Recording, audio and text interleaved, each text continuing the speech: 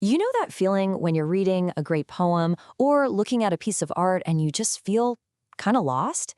You know it's brilliant, but you can't quite put your finger on why? Well, today we're diving into the mind of the poet John Keats because he actually developed a powerful tool for embracing that exact feeling. Yeah, it's something we've all been through. You can feel the power of the words, the beauty, but the precise meaning seems just out of reach.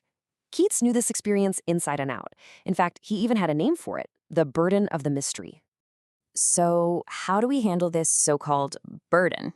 Here's our roadmap for today. We're going to unpack Keats's big idea, something he called negative capability.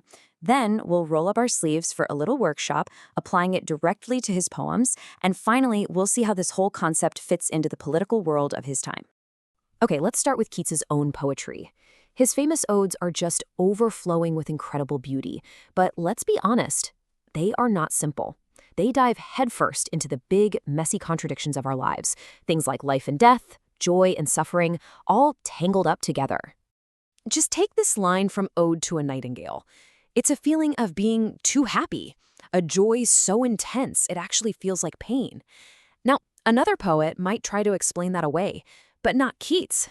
He just presents this paradox to us and lets it hang there, leaving us right in the middle of that complex feeling. So, if his poems are full of these puzzles, what's the answer? Well, here's the brilliant twist.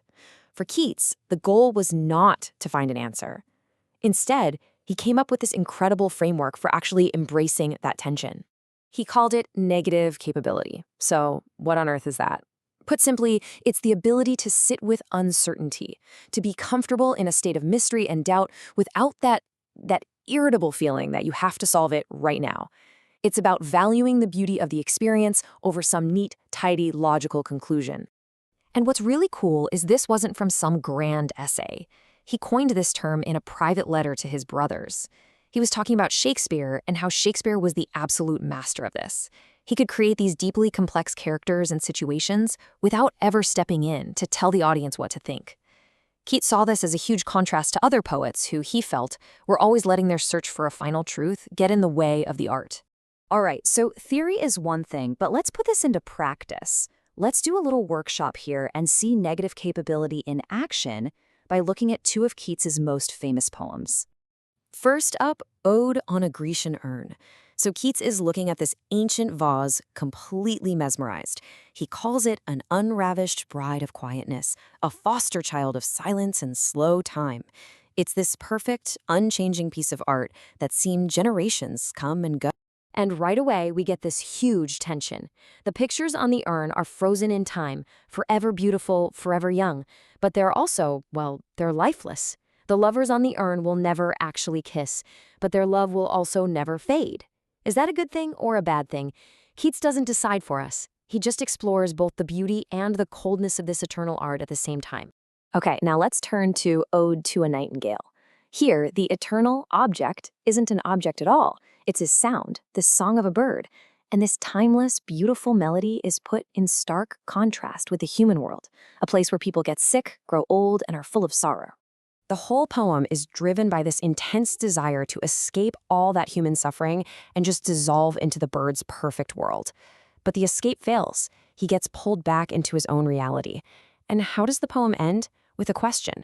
Do I wake or sleep? He never gives us the answer. That unresolved feeling, that, right there, is negative capability. Now, to really appreciate how unique Keats' approach was, it helps to compare him to another literary giant of the time, William Wordsworth, who, let's just say, took a very different path. And, I mean, the contrast here is just night and day. Where Keats was happy to live in mystery, Wordsworth was increasingly trying to find order and clear philosophical truths in his poems, often using nature as a path to a higher resolution. So what gives? Why the completely different approaches? Well, a big part of the answer lies in history.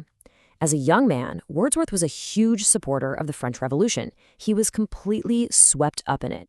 But then came the Reign of Terror, and he was horrified, totally disillusioned. And that experience seems to have pushed him away from the chaos of politics and toward a search for something more stable, more certain, in his art. And this really shows you how deeply the outside world can affect an artist.